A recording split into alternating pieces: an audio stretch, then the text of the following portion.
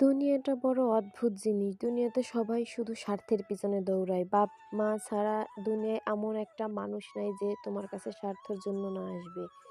তাতে তোমার স্বামীই হোক, সেও তোমার কাছ থেকে কিছু না কিছু উপকার পাবে জন্যই তোমার কাছে রাখবে।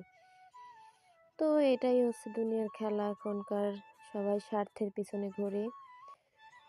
আসসালামু আলাইকুম বন্ধুরা, তোমরা সবাই কেমন আছো? চলে আসলাম নতুন একটা ভিডিও নিয়ে।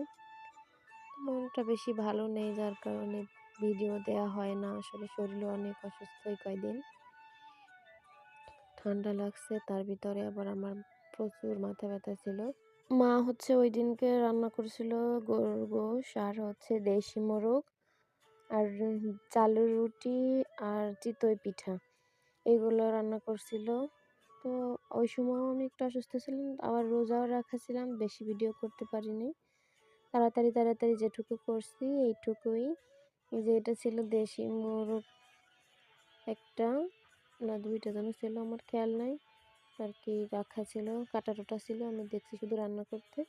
আর এখানে দেখো মা চিতই পিঠা বানাচ্ছে। মায়ের হাতের পিঠা যে এত সুন্দর হয়, সবসময় আমি আমার আশেপাশের যত মানুষের পিঠা, আমার মায়ের হাতের পিঠা মনে হয় সব থেকে বেস্ট। আর রান্না এটা সবারই হয়, সবার মার বেলাই হয়, আমি আমার একার মার কথা বলবো না।